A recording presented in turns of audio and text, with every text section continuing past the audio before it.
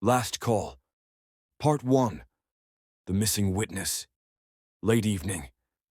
A light drizzle fell over the city, leaving murky streaks on the office window.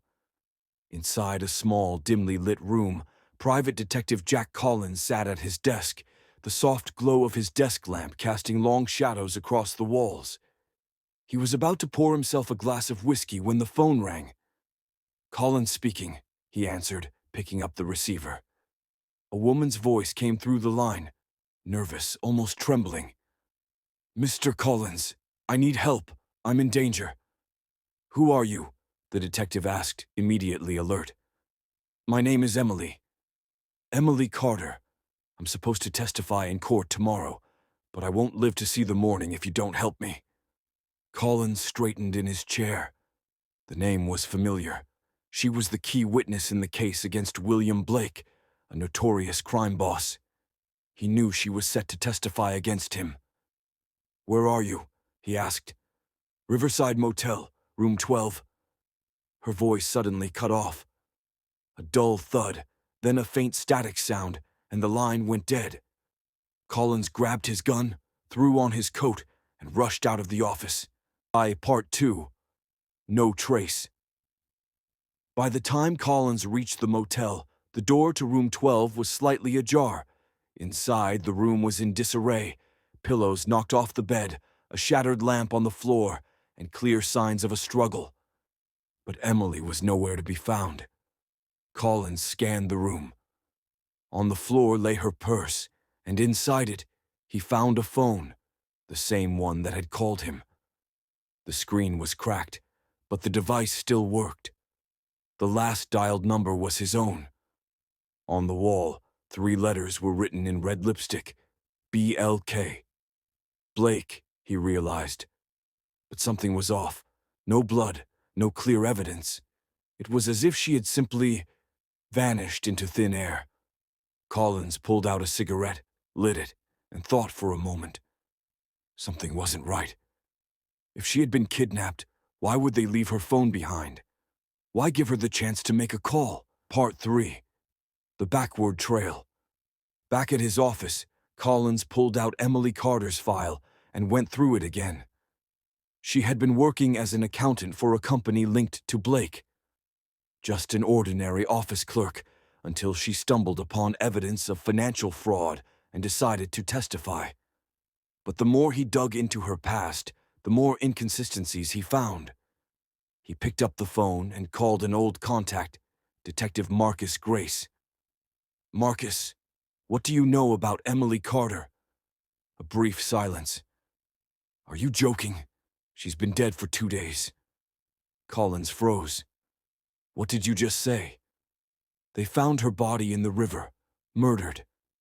2 days ago, Jack." Collins looked down at the phone still in his hand. The same phone call he had received just a few hours ago. Emily Carter had called him after her death. Part 4. The Last Call. It took Collins a few minutes to collect his thoughts. It could have been a prank or a trap. But then he remembered. He had heard the struggle over the phone, the thud, the faint sound of water, as if she had been dying at that very moment, which meant either someone had orchestrated this perfectly, or... Somewhere in the distance, the phone rang again, the same broken phone. Collins slowly picked up the receiver. "Help me," the same voice whispered, but this time it sounded distant, muffled, as if it was coming from somewhere far away, from another world. The line went dead. A second later, there was a knock at his office door. The story was only beginning. Part 5. An uninvited guest. Collins slowly put down the receiver. The office was silent, except for the soft patter of rain against the window. A knock on the door echoed through the dimly lit room. The knock came again, this time more insistent. Collins pulled out his gun, moved quietly to the door, and cracked it open just slightly. "Who is it?"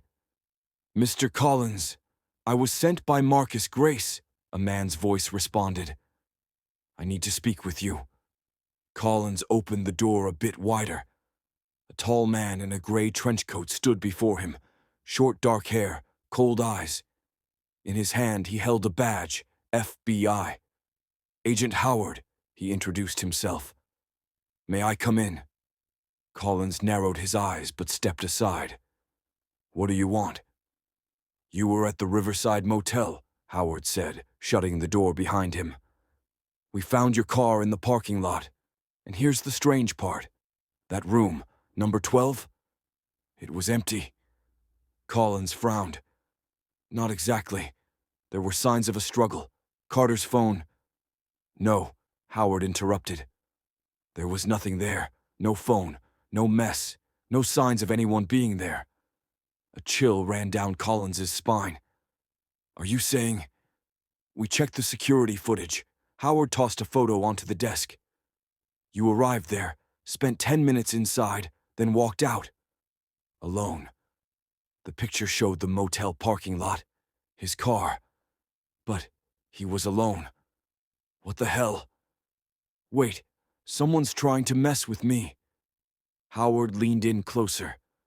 Or maybe you're trying to mess with someone, Mr. Collins.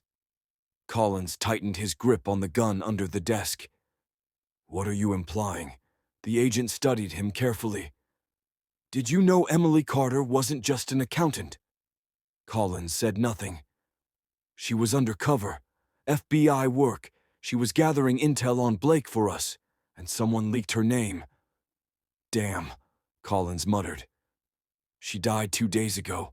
That's confirmed. So now explain to me. Howard tapped a finger on the desk. How did she call you today? Collins remained silent. Maybe because it wasn't really her, the agent continued. Maybe because this is a setup. At that moment, the phone rang again. The same broken phone. Collins and Howard exchanged glances. The agent slowly rested a hand on his holster. The ringing continued. Collins reached for the receiver and answered. Jack, a woman's voice whispered. She was calling again. Part 6. Voices from the Void. Collins gripped the receiver tightly.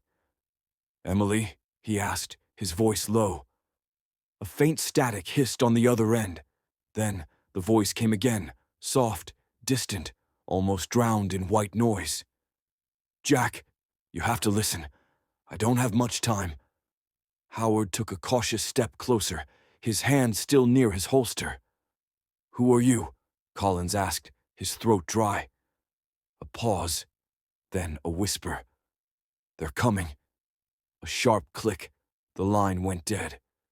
The silence in the room felt suffocating. Collins slowly lowered the phone. Howard exhaled sharply. I don't know what kind of game this is, but I'm taking you in for questioning. Collins met his gaze. You think I killed her? I think, Howard said, stepping forward, that we have an unsolved murder, a missing witness, and a detective talking to ghosts. That's enough for me. Collins glanced at the broken phone. The screen flickered for a second. A new message appeared. 12th Street, midnight. Come alone. He clenched his jaw. I need to go. Howard shook his head. No way in hell.